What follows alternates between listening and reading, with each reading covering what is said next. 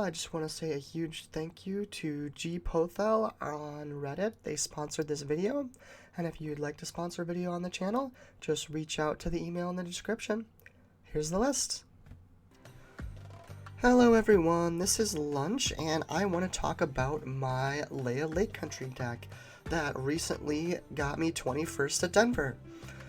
Deck is super fun, and I just kind of wanted to go over my list as well as the reasonings on why I played it, why I played certain things, because I really played this deck not for like because it's my favorite or because I wanted to like prove anti-meta stuff or anything like that. I genuinely think it was the correct deck to play given the current meta, and I kind of wanted to go over that.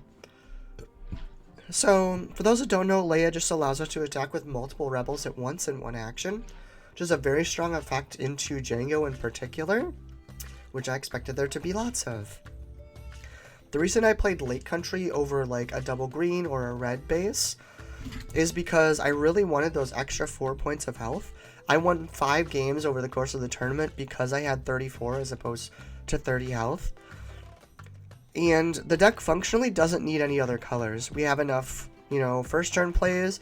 We have our extra attackers, rampers, we have our late game stuff. The deck functionally has everything it needs in one color. You just don't need another color in order for the deck to function.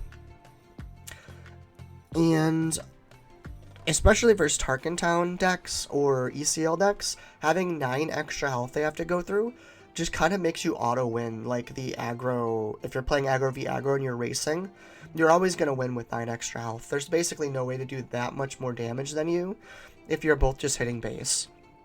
So I'm going to go over the 1-drops first. The first one's R2-D2. And one of the changes I think I would have made to the deck is I would have switched this for the other R2-D2, the one that checks the top card of the deck. I put it in there so I'd have a 0 cost play to do 1 extra damage, but I never really used it like that. It was mostly used for coming off a U-Wing reinforcement as a 1-drop and stuff. So I think I would have swatched it for the other one. Next up we have Rebel Assault, which is attack with a rebel unit at +1, then attack with another rebel unit at +1. Nah, excuse the couple coughs, sorry, I'm still coming over the sickness from the event a little bit. Rebel Assault is one of the best cards in the deck, hands down. Especially with your leader, if your leader's out there, it allows you to actually do 3 attacks at once in 1 action, which is crazy burst damage. A lot of times on turn 6, if you have a Leia +2 units up, you've essentially won the game, because you can do between 14 and 17 damage just on your first action.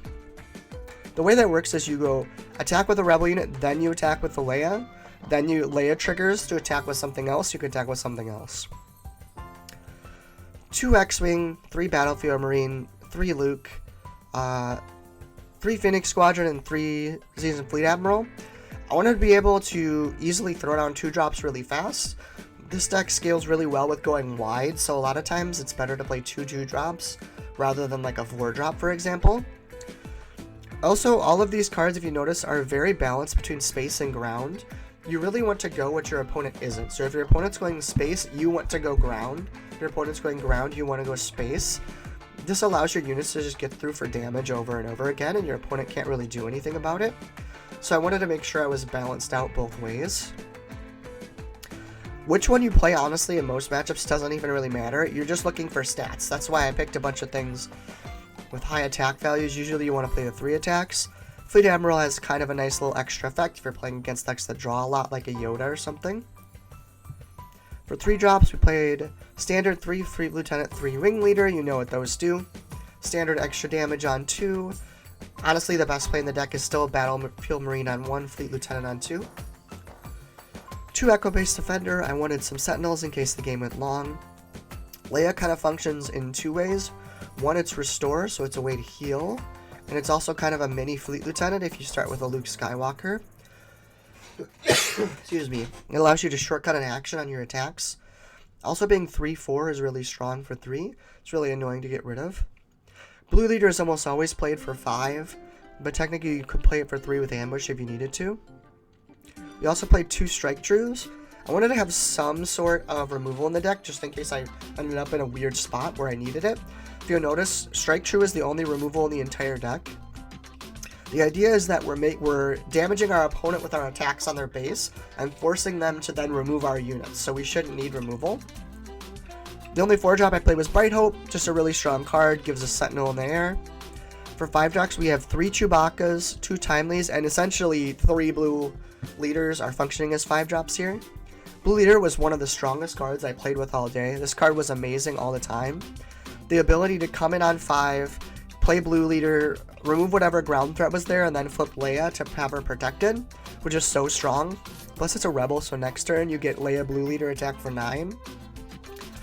Chewbacca was almost always played as a unit, not as a pilot. There's just a lot of ways right now to remove him or tap him or like just to play around his protection. However, if you play him on the ground, a 5/6 is a lot more annoying to get rid of than just a random upgrade.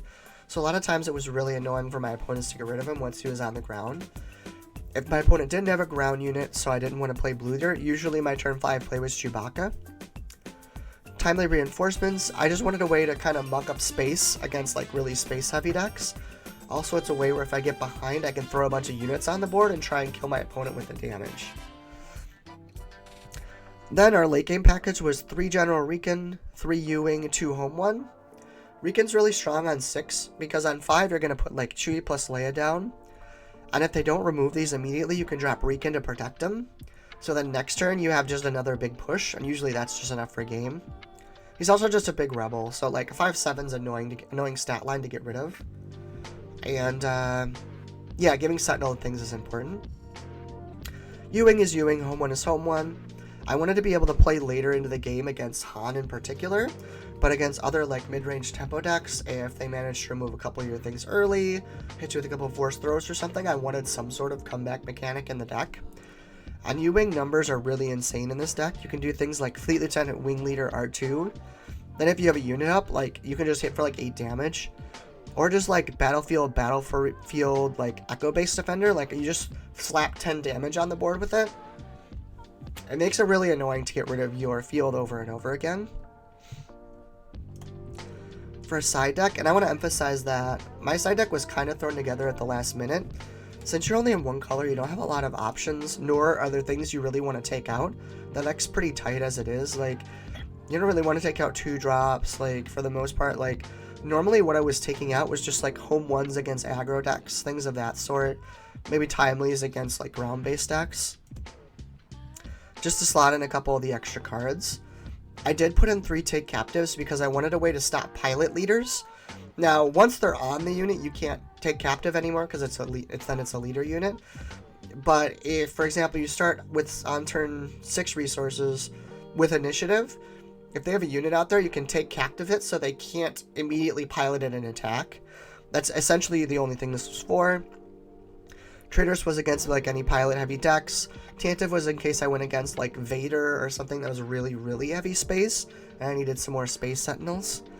And then Air Superiority, Euleron, Echo Base, these were just kind of tweaked in when I felt like I needed them. For the most part though, there wasn't a lot of siding. I basically only sided like max 2 cards in any one matchup. For the most part, they're just there for edge cases, or if I want to like specifically take out late game stuff against certain matchups.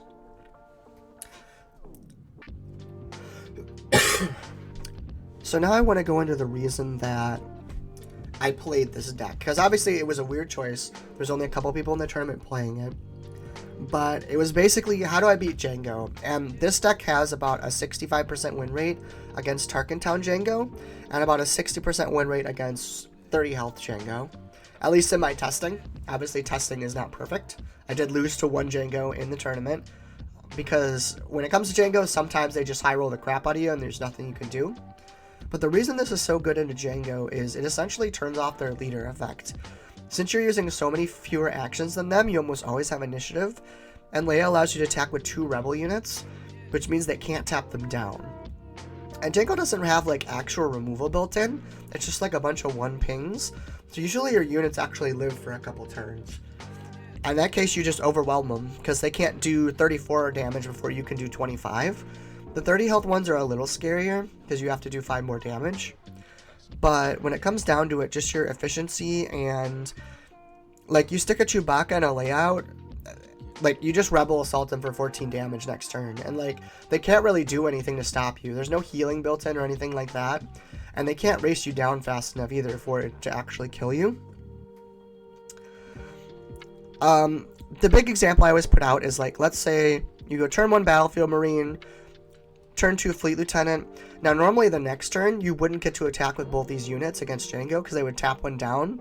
With Leia, they just both get to attack. You just... Congrats, you've already have the health on their base. So yeah, strong into Django. It's strong into Sabine Green. Sabine Green, you're essentially playing the same deck they are, except you have 9 more health than they do, which means you're gonna win the race. It's strong into Han, but for different reasons. Han a lot of times kind of loses out on advantage because they're using cards in their hand to put down for resources. Oh, let me put that back up there. There we go. So you can just trade in the units, and then later in the game you can use Riken, U-Wing, and Home One to kind of edge them out. This doesn't work as well against Han Green. You're probably still going to want to pressure them. But Han Red and Han Yellow. Plus, like, Tech DJ combo doesn't really matter so much to you. So, like, sure, they DJ you, but that's not, like, paying 5 for a 3/5, even to take you down a resource. You just play other small guys. Like, it doesn't really matter. This is also good into control villainy and other mid-range decks. Things like Double Green Palpatine. Not that I really expected to see a lot of that, but it's good into those just because you have so much pressure with all your units. It makes it really hard for them to kind of keep up with you. The deck is bad into Quinlan. That was the one thing I was really scared about. The one Quinlan I played really killed me. Excuse me. And the reason for that is because Quinlan has actual removal, which all the other decks in the format really don't. Things like Force Throw can just really cripple you. And so I was really going in hoping I wouldn't play too many Quinlans. That was the one deck I was scared of. You're also not good into heroic control decks, so things like Yoda, things like Luke, Rey, things of that sort, like Anakin Blue. However, that is almost non-existent in the format right now, so I wasn't super scared of it. I figured I probably wouldn't have to play very many, maybe one, which I did play one, and that was another one of my losses. So yeah, basically in a format where there's low amounts of removal and not very much healing, Leia really, really shines because you can just pressure and pressure and pressure and there's nothing they can really do about it. Whereas in a format that has lots of healing, lots of removal, board wipes, Leia isn't very good. So if you want to play Leia, that's something to think about in your meta. You got to kind of look at what decks people play, because her power level really, really fluctuates with the meta. In certain metas, she's going to be great. Her action economy is insane. But in other metas, like, you're going to play a unit, it's going to get removed, that's going to happen 4 or 5 times, and their opponent's going to drop, like, a Luke 7 unit, and you've lost the game because you have no way to remove it, and they're healing their own base. So yeah, just something to think about. The reason it did so good is because it was a meta call, and I called correctly. If you have any ideas on how to improve the deck, because every deck can use improvements, especially going forward into the meta that's going to be a lot more Quinlan focused, I think it's probably going to struggle a lot more, sadly, with the big boogeyman Django gone. But yeah, let me know if you have any improvements or anything. Please type in the comments. Please like, subscribe.